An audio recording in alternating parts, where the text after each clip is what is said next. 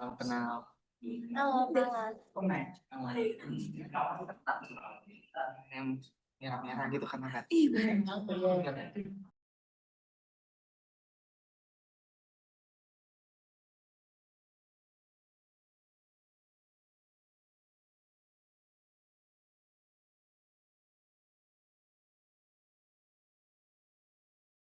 Mulai. Let me understand. Yes. Hello.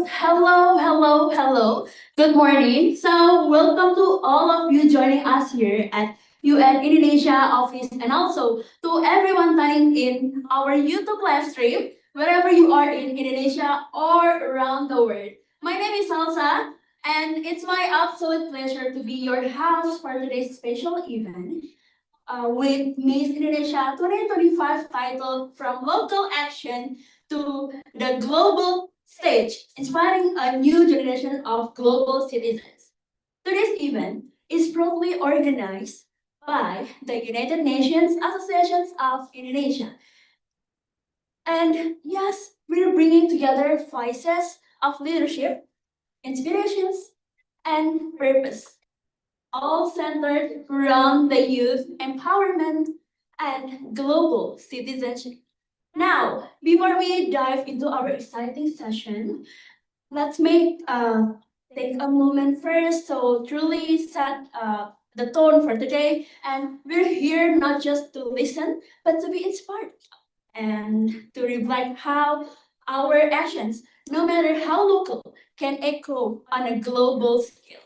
But before we proceed, please allow me to deliver a brief safeguarding announcement for today's event.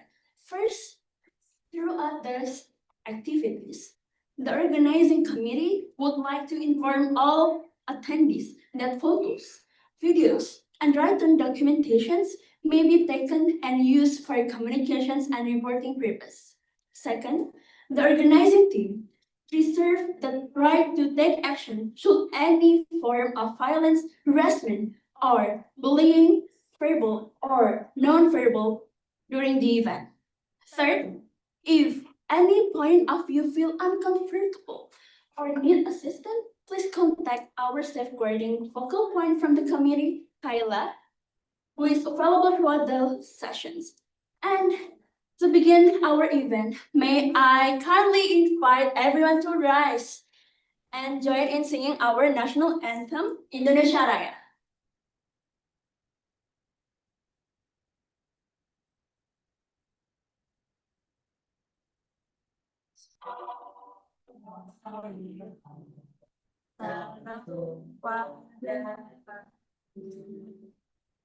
Di sanalah aku berdiri jadi panggung ibu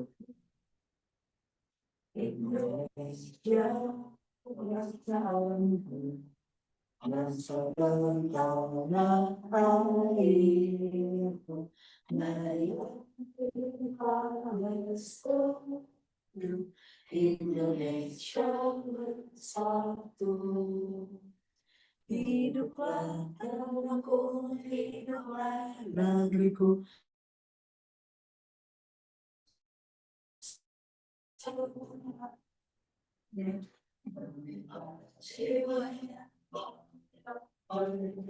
Untuk Indonesia, untuk yang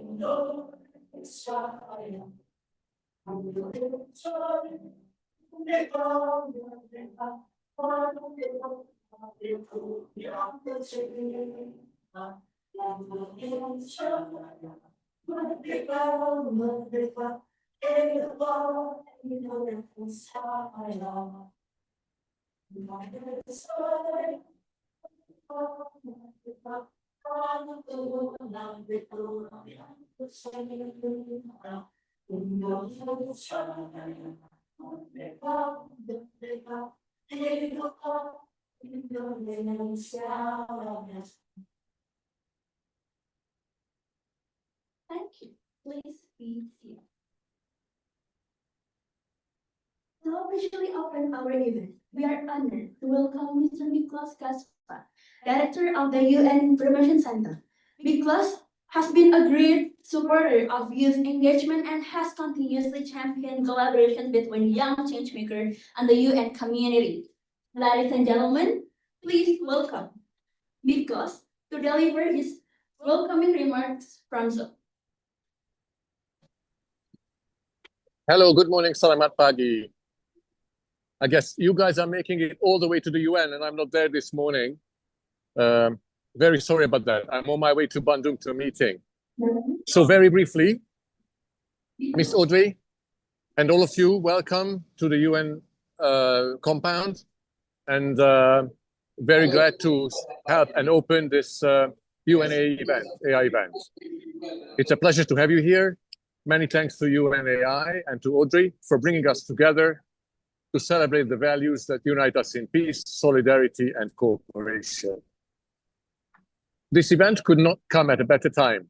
Just weeks after Sumpah Pemuda and UN Day, two celebrations of unity. One was born from the dreams of young Indonesians for freedom, the other from the world's shared hope for peace. Both remind us that progress begins when people, especially young people, stand together. The UN sees young people as not just the leaders of tomorrow, but as partners today, driving change on climate, innovation, and peace. And in Indonesia, you've got something special. The Sumpah Pemuda spirit lives on, the courage to unite across differences, to dream big, and to act boldly. Your theme today, from local action to the global stage, says it all. Diplomacy is not just about big meetings. It's also about youth leading projects in their communities, starting movements online, and making a real impact. From Aceh to Papua, I've seen firsthand young people making waves, turning ideas into real solutions. Whether in sustainable farming, creative entrepreneurship, or digital activism, you are shaping a better world and a better Indonesia. And with Miss Audrey here, who is Miss Indonesia 2025, we are reminded that youth and women together have the power to change the game, locally and globally. So please keep that energy alive, take inspiration from today and turn it into action in your schools, workplaces, and communities. Each of us can be a bridge between local action and global impact. Let's keep listening, collaborating, and building the future together. Thank you, and enjoy the meeting today.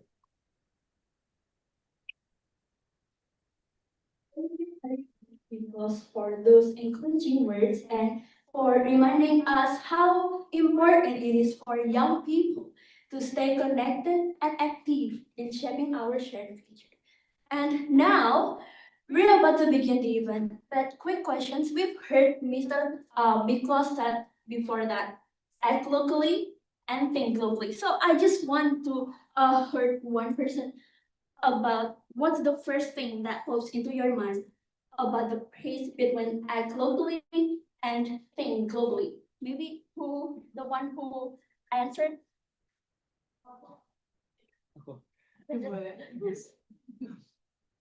Hi, guys. Okay.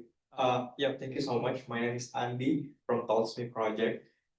Could you please repeat again the question? Okay, so what's the first thing that pops into your mind when when there's a sentence between like act locally and think globally?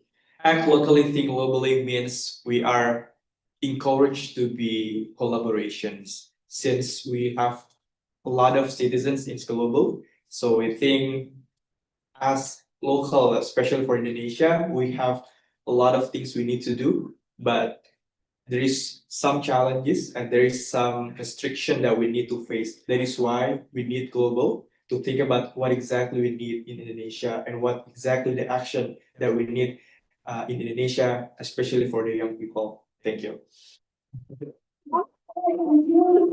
I appreciate that. And yes, we've heard the praise many times, but today we'll see how local actions can really make global differences between the local and global. So let's begin our main sessions, a special dialogue with Miss Indonesia 2025, from local actions to the global stage, inspiring a new generations of global citizens. So yes, this dialogue brings together two incredible speakers, Giras Bowo, the president of United Nations Association of Indonesia, and Miss Audrey Bianca Calista, Miss Indonesia 2025. So together, they will explore the intersection between national identity, youth empowerment, and global representations. So they will be discussing how young people, like all of us, can be catalyzed for change from advocating for local issues and joining the grassroots movement to taking part in global discussions and making real impact.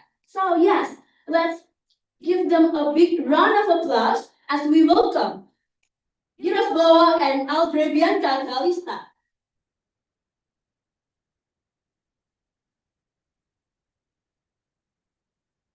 Hi, hello everyone.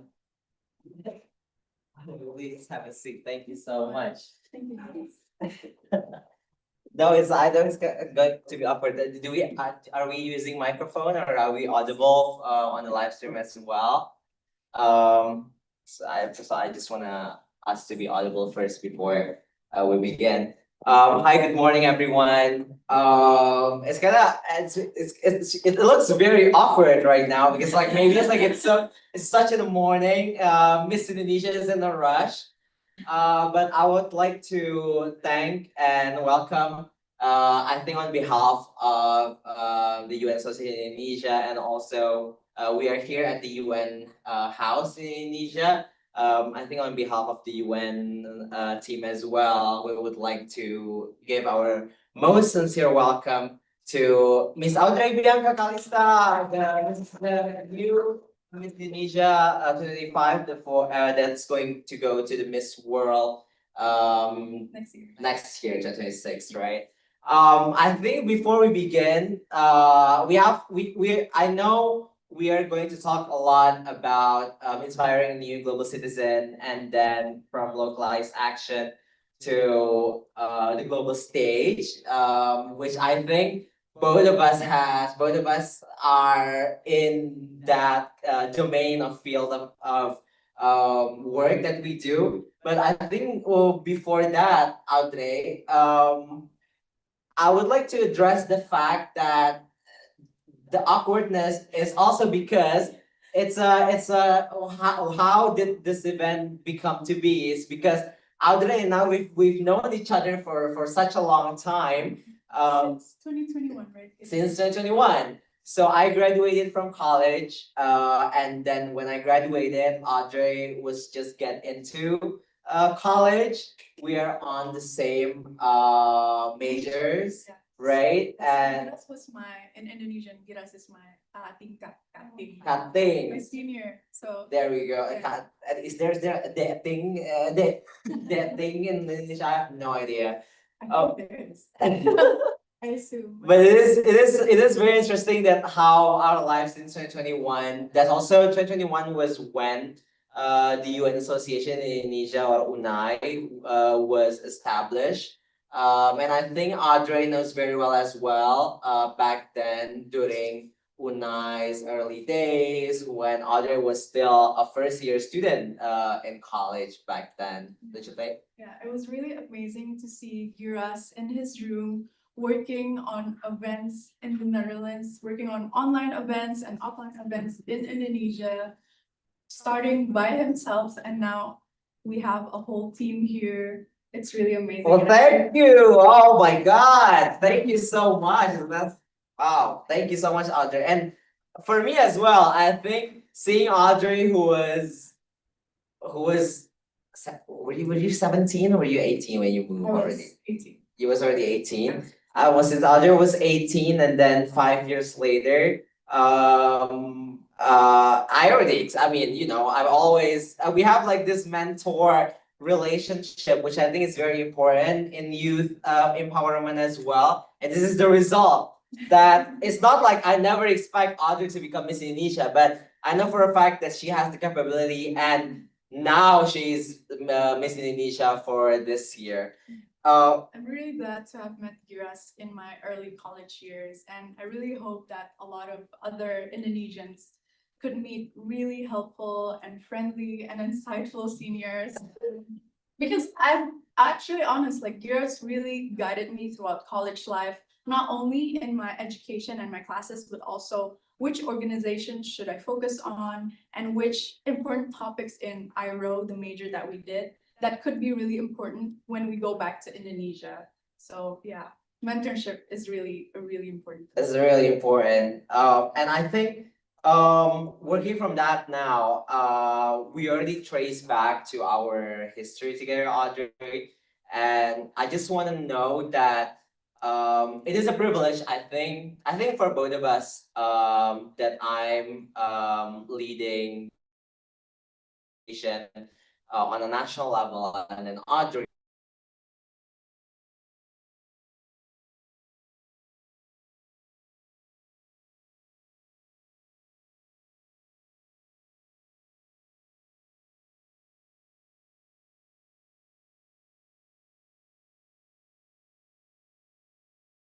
um in pageantry has brought you the opportunity to also amplify marginalized voices or other youth voices around Indonesia?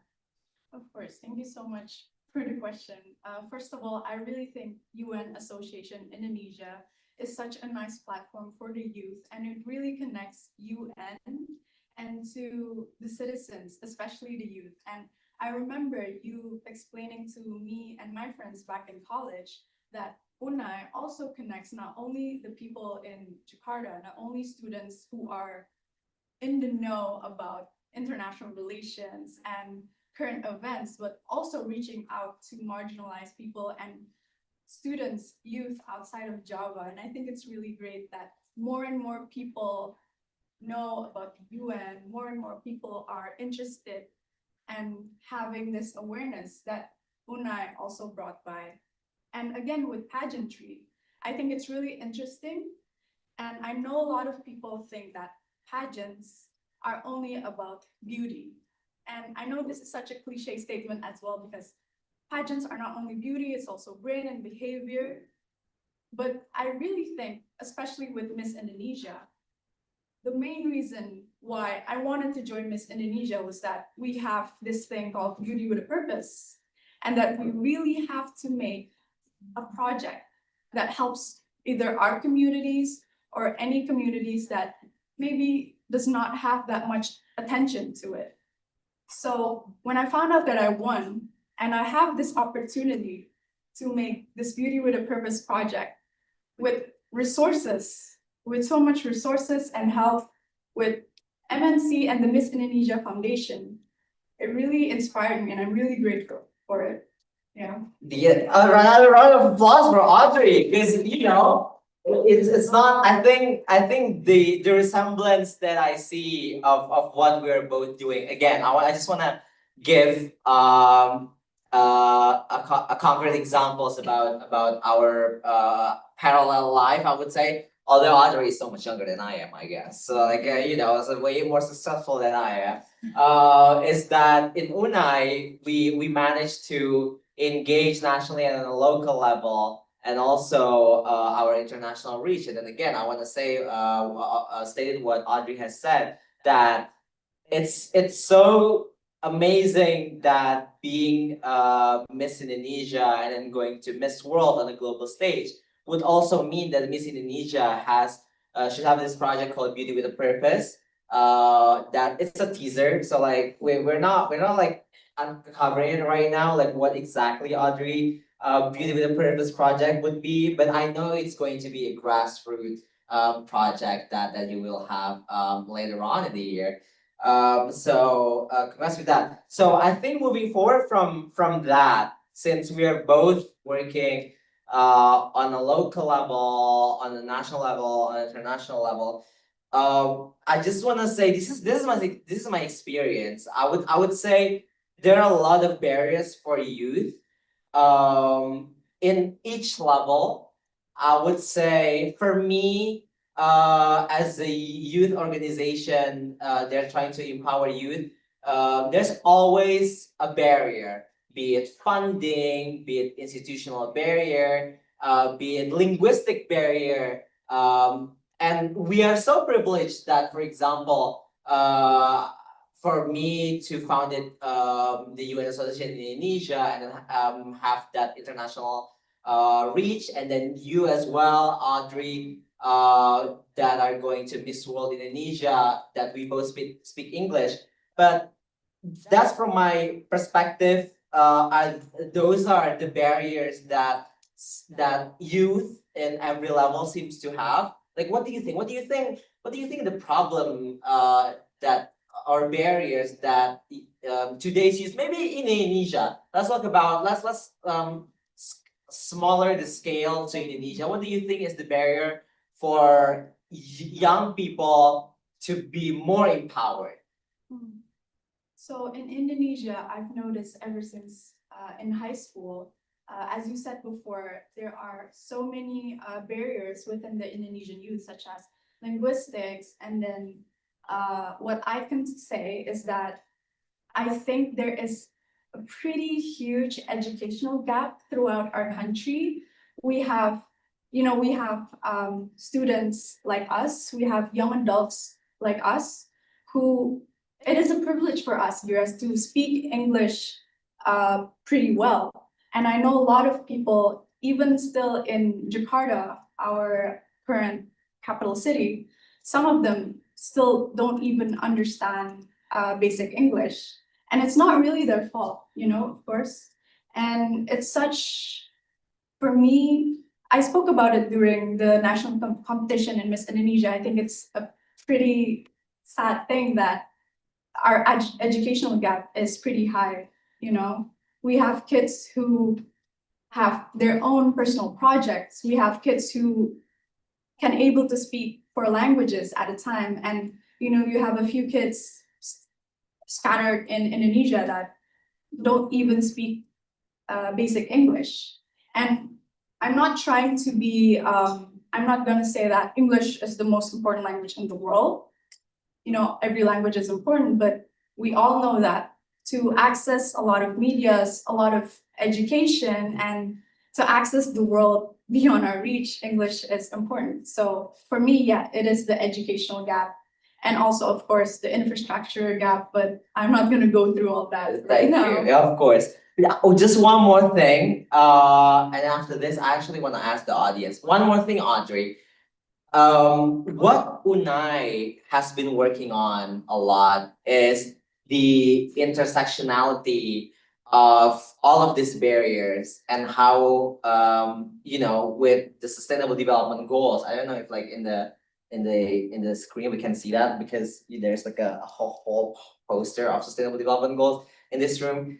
There is a lot of intersectionality, for example, with people with disabilities like me, and then for example, young women, young girls. I just want to ask on a personal level, how has that intersection for you? Is it much harder for you, let's say, to have a voice, or let's say to have an opportunity, as a young girl, as a young woman, in Indonesia, in terms of development, compared to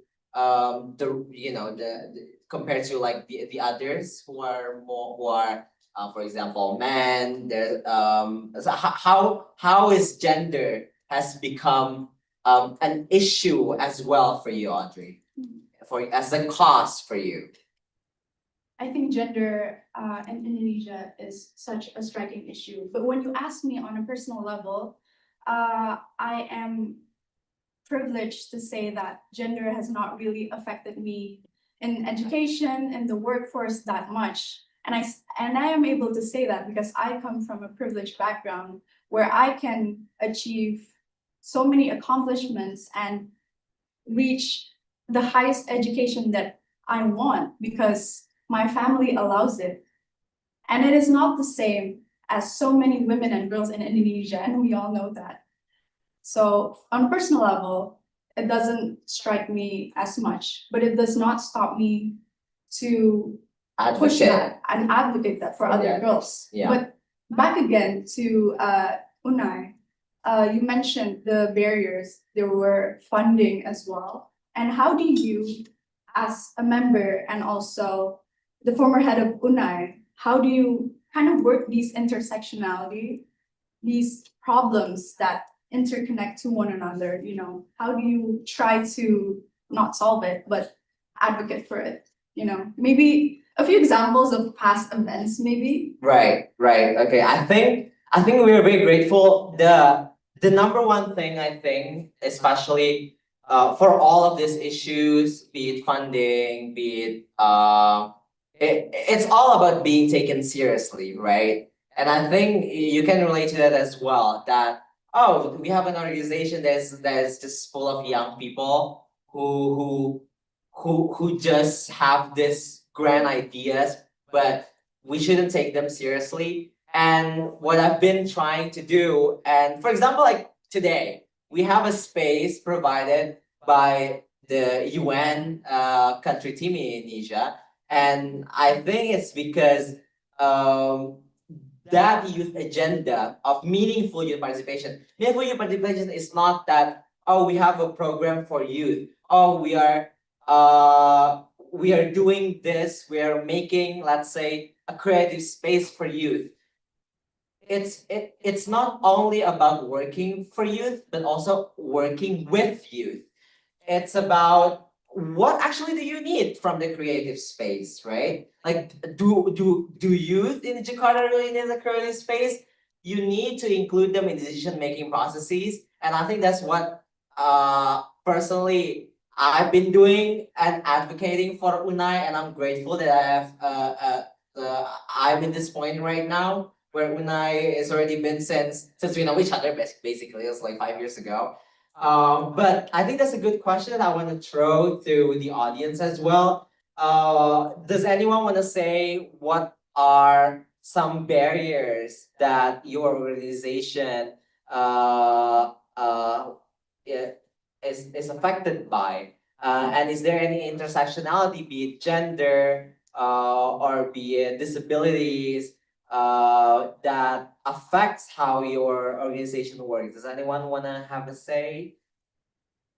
Do we? I can give my mic, or like, do we have another mic? I have no idea. Anyone? I could give my mom. Yeah.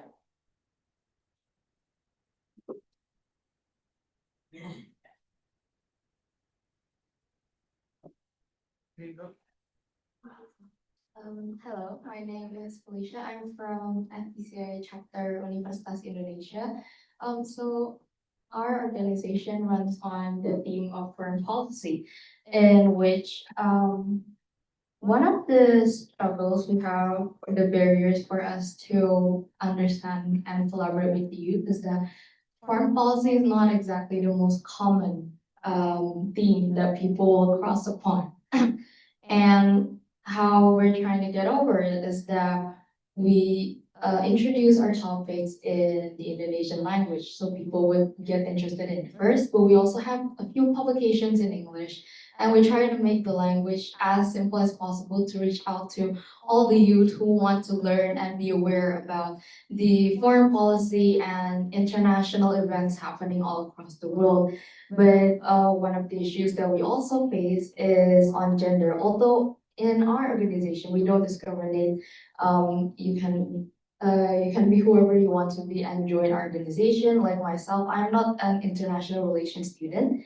I'm a law student, but I'm also welcome in this organization. But I do realize that foreign policy is a very male-dominated career, and one of the struggles we have is to gain women in foreign policy to like speak in our events, because it's such a male-dominated career, and it's something that we're still really struggling to get across. But we hope that through this organization, our generation, the youth, would participate more in foreign policy as their careers, and would open more paths for women who want to join in this type of careers. Thank you. Thank you. Is there any other one? Just like one more that wants to have a say about the barriers of the barriers and obstacles that your youth organizations face? Yeah. Okay, Okay, we have two. That's fine. We can have two, and then we can respond to that. Okay. Hi everyone, I'm Anindila. So my team is participated in RTI program before. So one of the issues that we face is because we're currently in high school. Our team is a high school student, and sometimes people just take us like unseriously because like we're still a student, and to face that problem, I think like it's good that we have like Unai and a lot of community that offers us a help and opportunity to be participated in a bigger scale or project to trust us with our project. So yeah, maybe that's I want to say thank you to Unai and all of the community that offer like give us a chance to be participating. Thank you so much. I have one more. Okay, I think I will talk with Bahasa. Saya berdiri sekarang di Cakap Kota. Saya di Cakap Kota dan juga di Manggarai Ceria.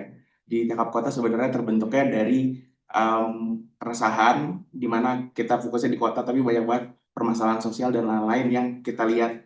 Bahkan kalau ngeliat dari istana, 500 meter dari istana aja masih ada selam area gitu. Di Manggarai Ceria itu adalah komunitas di mana kita ngajar anak-anak jalanan di sekitar stasiun Manggarai. Yang saya melihat barriernya adalah satu yang tadi Kak Giras bicarakan terkait bahasa Inggris, dan juga mungkin terpapar gitu. Mungkin kalau dari sekolah internasional, hal-hal internasional itu sangat-sangat udah tahu gitu, mungkin dari orang tuanya, dari teman-teman. Tapi ketika di tempat saya ngajar gitu, mereka tuh tidak punya ada bayangan, oh ternyata ada United Nation yang besar dan sebenarnya mereka bisa achieve itu, tapi karena tidak terpapar dengan hal-hal seperti itu, ketika ditanya cita-citanya apa, mungkin yang ya ada di sekitar mereka jualan, ya tidak buruk juga untuk jualan, tapi sebenarnya kan ketika mereka bisa terpapar, itu membuat mereka eksplorasi bahwa banyak hal yang bisa mereka achieve gitu di masa depan, karena mereka juga masih sangat-sangat ya anak SD, anak SMP. Itu sih masalahnya, terpapar gitu, terpapar dengan hal-hal internasional gitu sih, terkait funding juga itu ya. Thank you so much. I think that is thank you for the three of the participants. I think that's also what Audrey said about how privileged we are being exposed to such a lot of not only the linguistic abilities but also we are both majoring in international relations abroad, and the exposure that we have. And maybe I don't know if I want to ask this question to Audrey. This is a very hot take question. It's okay. No, I think it's good. I'm just kidding. I want to ask you from that perspective. You are winning this pageantry as Miss Indonesia as a representative of DKI Jakarta. How do you see that exposure? Sure, educational gap is really big. It's really unequal across the country, but you can also see that what he said, that like in different urban parts of Jakarta, there's also inequality. And how do you see that as a champion of youth? How do you see that problem, Audrey? I've only seen this problem of an equal education, educational gap. It's always something that I've thought about and worried about. And it's actually one of the main reasons why I took international relations, to really understand more in a systemic and more international POV on like how these problems can trickle across to the smallest parts of our communities, right? And I'm not sure to say in how an individual such as myself, how could we really improve that, right? But I'm really glad with the creation of Unai and communities such as yours, and with the Miss Indonesia Foundation, I think when we work together, we can really make something. We can really help these children. And I know we can't really fix this problem in one night, in 1 month, or a year. But I really believe if we keep working together, there's progress there. Do you think so? I really think so. Thank you so much, Audrey. That's a great answer. That we need to have like this youth network, right? To actually tackle this problem together because well, I'm not from Jakarta, so like it's sitting at the top of my head. That's like what does Audrey from DKI Jakarta, who is now Miss Indonesia, if you see all of these inequalities, that actually Audrey can also trace back that you said the inequality is actually broader. It's on the national level, and then because you study international relations, you somehow know that apparently the inequality is also all across the globe, right? That we from the global south, from there is a lack of. I think for me, when I was in New York for my masters, this is just a story that I think there is a lot of underrepresentation as well because of funding as well as the inequality between countries, between regions. There are a lack of people from Asia, from Africa, from South America, because those inequality exists, and it's so interesting. That's why this special dialogue we talk about from local action to global stage, because in each level, in the micro level, meso level, and then the macro level, these inequalities exist. And this is what Unai and I think Miss Indonesia is trying to address, that the inequalities are all systemic, right? And that's what we learned from our bachelor's degree, I think. I think it's important to step back. And I know that, hearing these things, and especially when I learned them for the first time, because I took science, I took IPA in my high school. So, learning about all of these in college really, it really made me a bit negative back then. Like, oh wow, these problems that we face in Jakarta, in our country, they're systemic, and it's been there for forever, ever since this country was created. So not really, I don't want to be very pessimistic about it. And I know it could be very easy to slide into that pessimism. But of course, we cannot change history, but there's always the future for us to improve. And I want us to always remember it. And this is for me to remember as well, So yeah. Yeah, that is true. Thank you so much, Audrey. I think now, our last part of this dialogue is we already talked about the problems that you'd face right now. And I also want to invite the participants again, all of you, to discuss this together with me and Audrey. But now let's think about what solutions. So like if we are forward looking, how can we tackle this issue? I think first and foremost, we have for example, a representative from FPCI Indonesia that talk about diplomacy. I think it's important to, for me, I think it's important to diversify the entry points of development, of youth empowerment, that it doesn't always have to be through foreign policy and also diplomatic channels to advance goals. For example, through entertainment, through art, through local youth organization, and through pageantry as well. That we can advocate for all of these global issues. Like this is not only a problem. This is not a problem that can be solved only by governments, but all different entry points to this solution of this global problems are also possible. What do you think, Audrey? I was thinking back again to the problem of lack of women in foreign policy. And I think you also mentioned that, you made the publications and information on foreign policy a little bit more accessible by writing in Indonesian and simpler languages. And I really like that because back in college, I had this seminar called political media. And it has a segment on soft news versus hard news. So I believe if we notice like a lot of media, a lot of Instagram accounts try to write on Indonesian news and international news on with simpler languages, languages that a lot of Gen Zs can understand. And I think it's a really great move that you're doing to make it more accessible. And on women representation on foreign policy, I kind of understand when I was trying to see career options on international relations. I was really interested in foreign policy, think tanks, and everything. But probably these women that are probably really smart in foreign policy, they could be limited. They have probably these maybe economic barriers or academic barriers because we know, right, the access for this career is kind of convoluted.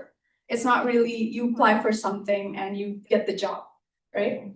Yeah. So I'm hoping maybe in the future it could be a little bit more simpler and accessible and not very elitist.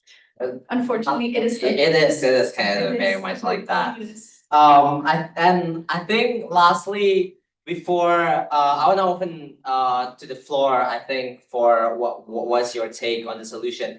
I think lastly, and before I conclude as well this session, is I just want to highlight again the importance of a mentor mentoring network, because this is a real examples of what exactly has happened. Physically, I mean, it's just so uncanny that we were brought back together again.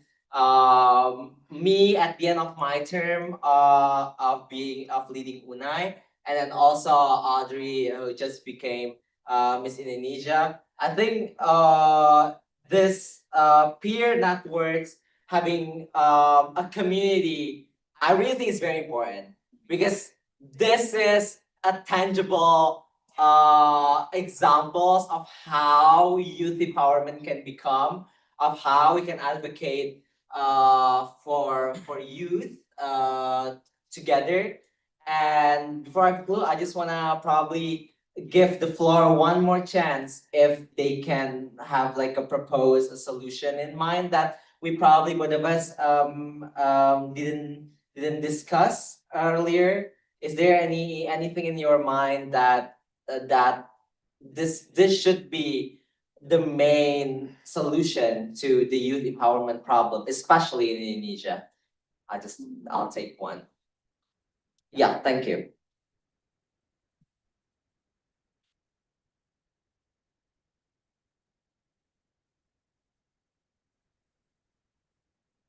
Okay, thank you so much. This is for the question, right?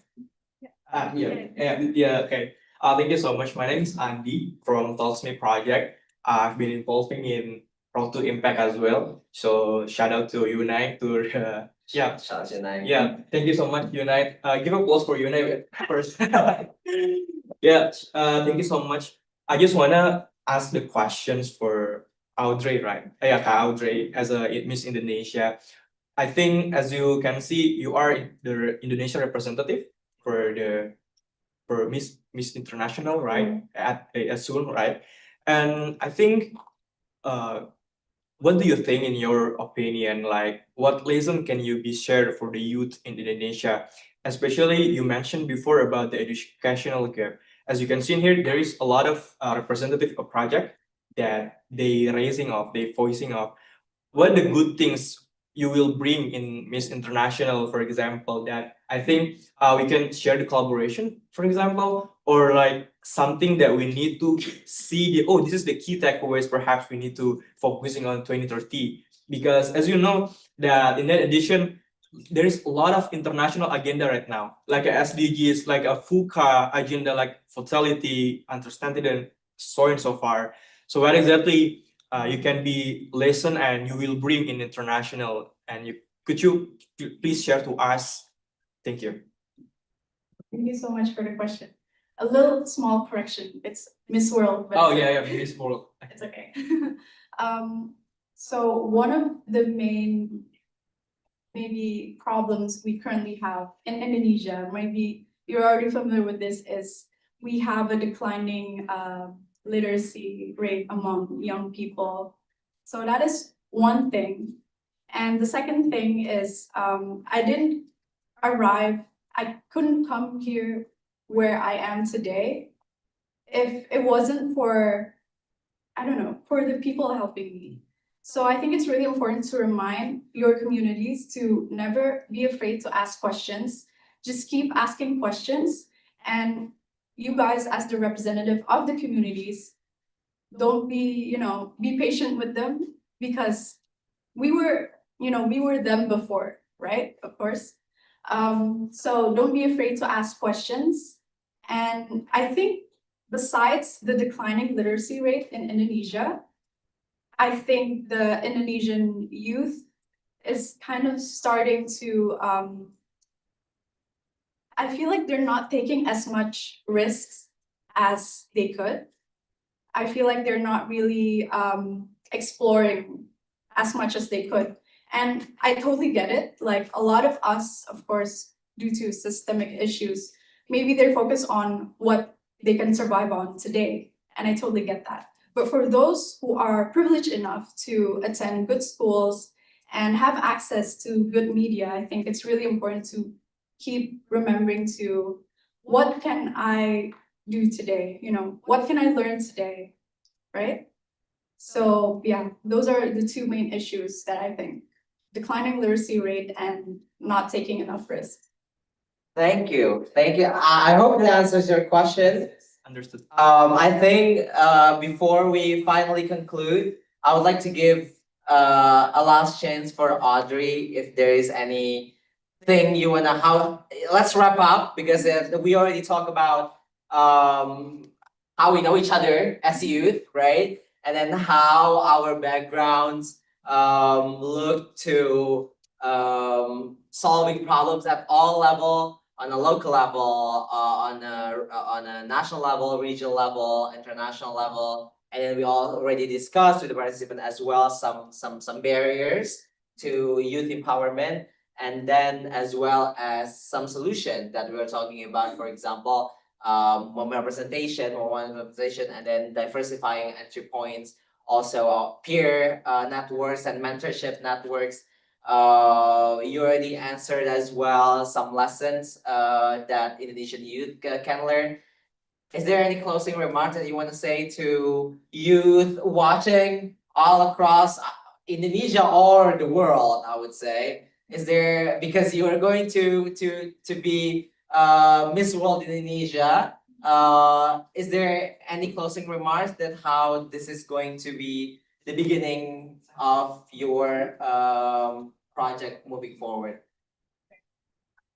First of all, I would like to say to Unai, I didn't get to say thank you so much for inviting me. It's been an honor to come here to the UN headquarters of Indonesia and have a light discussion on youth and how we can improve it in the global stage.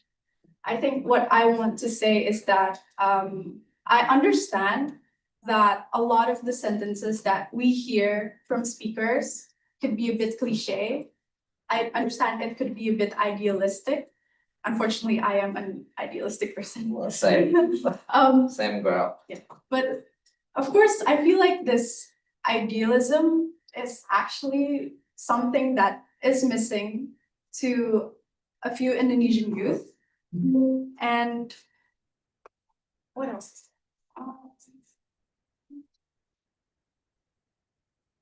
Oh, I also want to add that, especially to your high school chapter, don't stop moving. I want to say because a lot of movements in Indonesia started when the founders were in high school. Of course, for example, I think a pretty famous example is Bye Bye Plastic Bags. They started when they were 15, and now it's a national and kind of international platform now. So don't stop moving. Don't be afraid to email, cold emails and ask for help. I feel like, they will be more than willing to help because that's what I did in high school. That's what I did in college.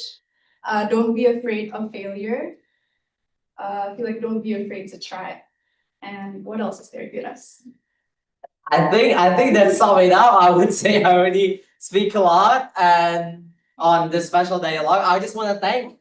I would also like to add, as I mentioned before, for Miss World, every delegate has to make a Beauty with a Purpose project.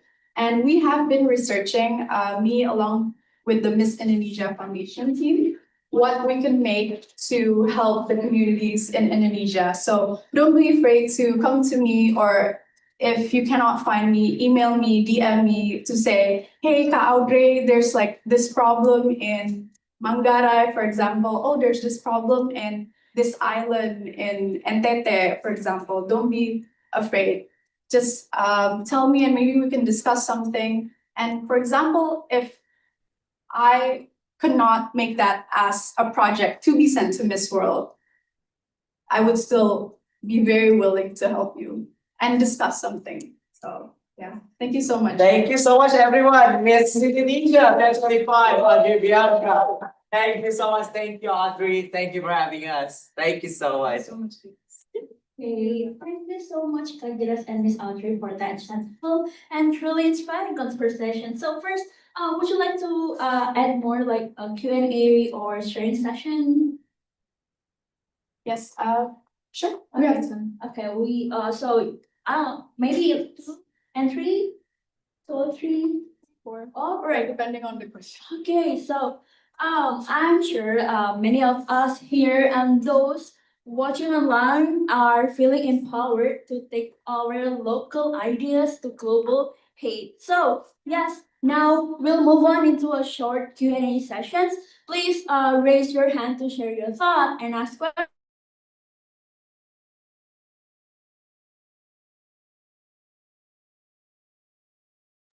Who won? I did it. Does it work? Yes. So, good morning, everyone. Thank you so much for this proposal. So, I've been actually not a developer, so I've been involved with Nutrition as well since Nutrition is not and I really appreciate your development because I used to see that you're focusing yourself on modeling, but now you're coming to pageantry.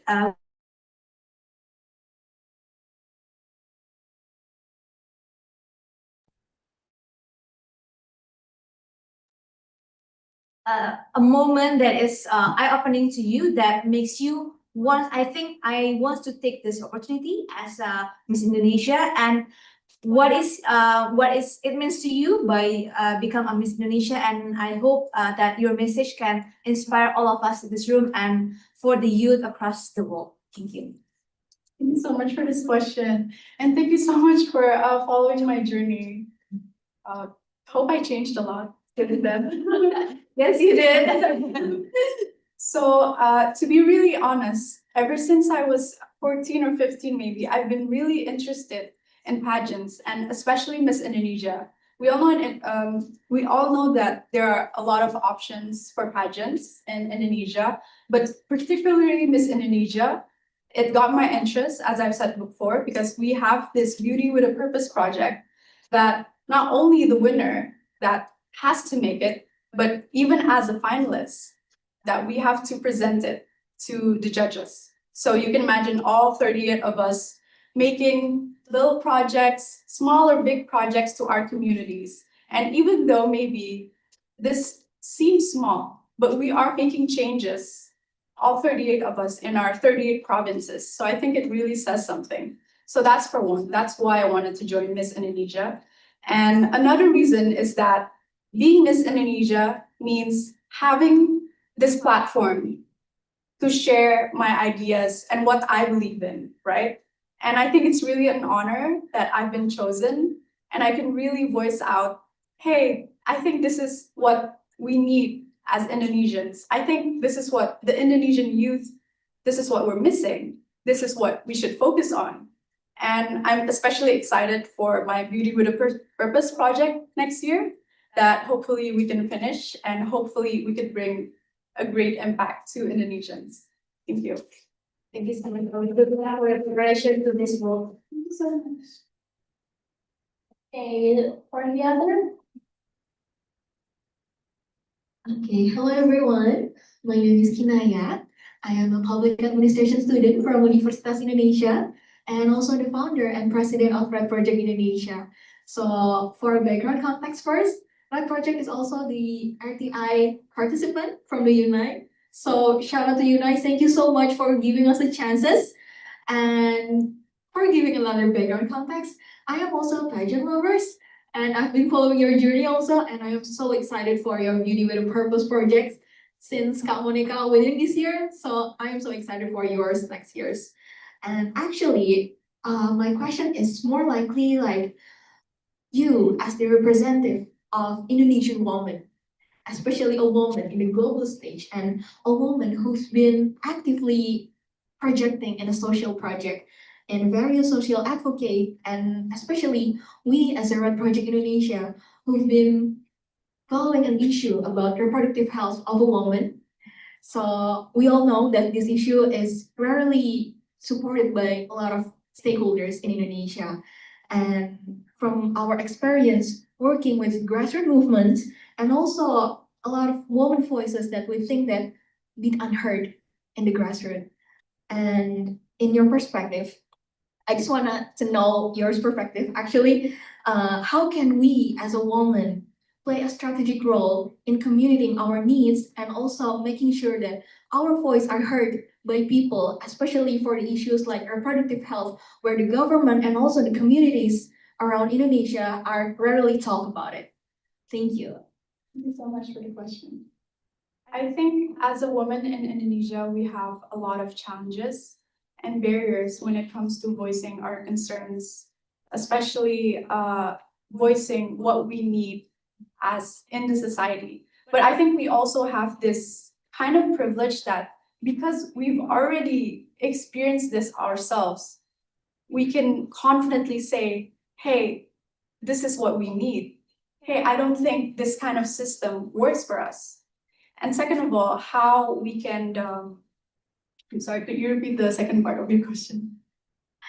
Actually, I just wanted to know your perspective on how we as a woman can also play a strategic role in communicating our needs in the terms of all the barriers we had of in Indonesia. Yeah, I think just like as a woman, especially on the local level and grassroots level, how can we play a strategic role, right? Like I'm privileged to be a man who even though I'm young, maybe people. If I were a woman, and then it could be the intersectionality problem will be there. So like how do local young girls, I would say, right? How local young girls could be taken seriously and play a strategic role in the project or in the future, Audrey? In my perspective, I think women have the power of community.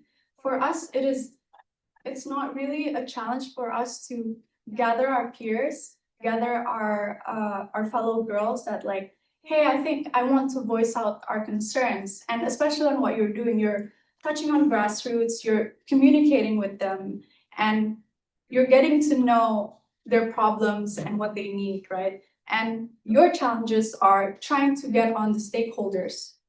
So I think you should keep doing what you're doing, because then you can say, this is the proof, these are the numbers. We have the numbers, we have the data, we are communicating with grassroots, and they can know, oh, this is such a big number. I think we should take this issue seriously. Because when we move in numbers, there's hardly anything to stop us. So. All right, thank you so much for the answers. Maybe the other. Right, I would like to say thank you for the opportunity. So just as a background, let me introduce myself. My name is Nara Fahira Zahra, and I came from the Faculty of Medicine in Universitas Indonesia. And just for context, I I would like to say thank you first to Onai for giving me the opportunity to showcase my project and also giving me the chance to actually did a reality on the idea of what I'm thinking of. So the project that we did together is actually called Kawanita. It's a youth-led program that is focusing on woman empowerment, focusing on like financial literacy. And so because you here, you're actually a role model for me, especially because you're a woman. And being a woman means that you also have that stigma of community that you're there's just some stigma about women regarding like leading the project or something and so on. And so I would just like to ask, for example, us as a youth, we do have a lot of idealism regarding on what to change in the future, what to do in the future to make the world better, to make the world a better place. For example, like in Indonesia, there's a lot of problem that we wanted to change. However, when we were faced with the reality, when we were faced with our idealism itself, and it doesn't like align with how the community respond or how the our surrounding respond, how do you actually cope with it, and how do you maintain that project to be a sustainable goal and to be something that could actually create an impact towards the nation and towards globally? Thank you. Thank you so much for the question. I totally get that as Gen Z, as young people, actually across generations, I think it's a very specific trait that we are all idealistic. We are very positive in the future. I think we can change this. I think we should do this. I think we should implement this for our nation. And I totally understand when you have certain expectations to maybe this is what the community needs, or I think this is gonna be their response. And when it's not aligned with your expectations, know and remember that it is totally normal, especially in the field of what we are doing, helping our communities. Just remember that these projects are for them. They are not for us. They are not for our portfolios. They are not for our own CVs. And they're not for us to say, hey, I did this. Hey, I did this for the community. Because I've experienced that before. So it's totally important to remember that I'm doing this project for them and they know what they need. And of course, it's also important to listen to experts and go back to our own knowledge. But remember that this is for them. And I go back to this mindset again when researching for our Beauty with a Purpose project. Because, you know, every year Indonesia does different projects. For example, we made these water pipes for a village in London to provide them for clean water and clean restrooms. But we also listen to what they need. And of course, trouble arises, you know, complaints arises, or some villagers might say, oh, I want these specifically, but we need to listen and we need to compromise. And it's okay, you don't have a deadline, you know? Oh, sorry, you do not have this strict deadline.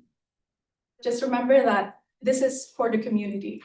And whatever the result is later, just know that you tried to make a difference and any result matters. That's right. Thank you so much, everyone. Thank you so much, Audrey. Please, Okay, maybe that's the, there's one one more. the last question. Okay, thank you for the opportunities. First thing first, I want to say that I'm following you since NTM2, and you're such an iconic. Icon, all right? Let me introduce myself. My name is Yuji. I'm from Timor Network, and we are focusing on empowering future leaders from Indonesia Timur, NTT to Papua. And I'm personally from Nusa Tenggara Barat. So we're now on a program. We have a program called Timor Growth. So we empowering future leader who was here, studying here, to preparing themselves from a real world. But the main problem that we face is sometimes they feel like unprivileged because we are Indonesia Timur. They feel like they are privileged, so they end up with losing their optimism. Yeah. So my question is, do you have tips and tricks how you can share your energy, your positivity to our young generation, so they can have the same spirit and energy? Okay, thank you.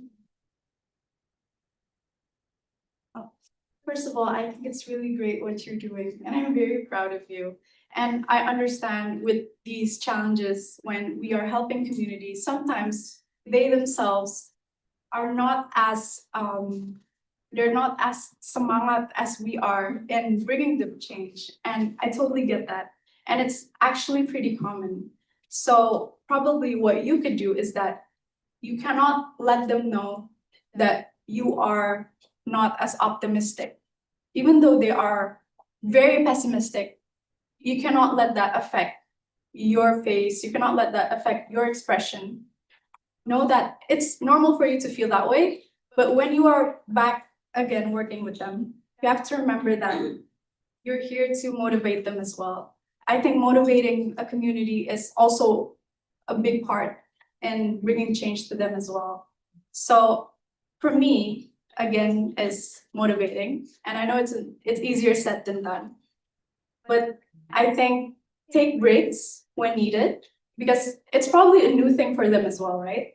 So take breaks when needed, listen again to what they need and what they're concerned about. So listen more, take breaks, and semangat terus, you know? Yeah. Matos from Audrey.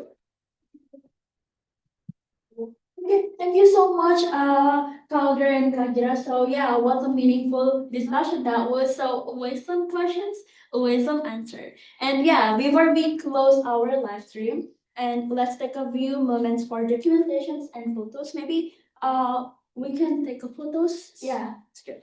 I think we can. I don't know yeah. Is there like this background? Or like I don't know what's a good background for? Yeah, we can take a picture with this slide. Let's go everyone. Okay. Take langsung Okay, for the participants, let's participants and committees.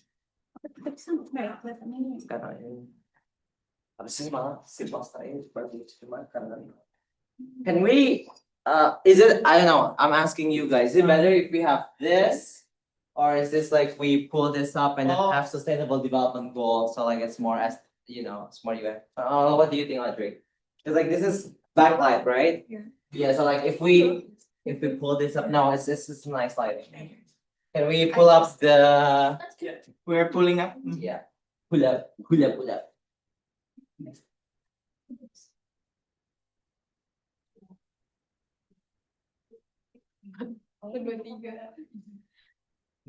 Not working. It's actually not bad. It's not bad. It's But not that bad. Miss. Okay. Hey, Mark. Let's go everyone. Okay. Take a place So at the front. oh, tahu. Everyone. Ayo jangan malu-malu dong. Yes. Dempet aja, dempet aja. Yes. Okay. Cukup sih sebetulnya. Ini nggak nyala layarnya. Emang nggak nyala ya? Too crowded ya. Too crowded. Is that? There's someone who are in front, like The boys. The boys. yeah, maybe the The boys and the girls, like I don't want to like the boys have to. Boys and girls who are feeling it to be on. Oh, okay. Yeah. 4 people from the left. Yes. Maybe it's okay. The boys or girls like in the front, it'll be great. Here as well.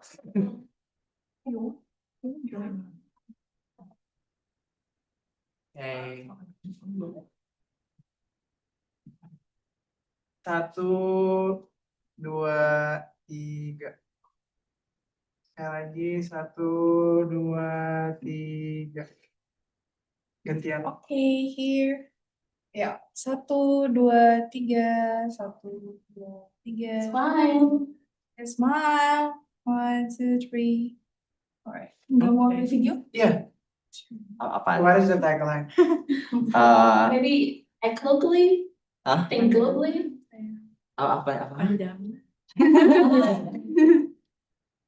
Sure, mau gimana? What's Let's just wave. wave? Oh, that's very pageant. You want to do that? That's what Audrey said. Audrey said that, Mbak Femi. Mbak Femi, do you have any tagline? Because like Miss World Indonesia. I don't know. Indonesia. Hah? Indonesia. Aja nggak apa-apa. Oh, Think Una Indonesia. locally, think globally. Okay. Act locally, think globally. Itu aja ya. So you shouted. Giras. Aku act locally, think globally. You shouted Una Indonesia. Oh, I shout Una Indonesia. And then we all say act locally, think globally. Okay? Act locally. Me and Audrey mungkin Una Indonesia bareng ya. Oh iya boleh. Una Indonesia. Una Indonesia. No. Okay. 3, 2, 1. Una Indonesia. Globally, globally. Okay, thank you so much. Thank you so much. Thank you everyone. Thank you for coming. Bisa jalan. Berapa menit?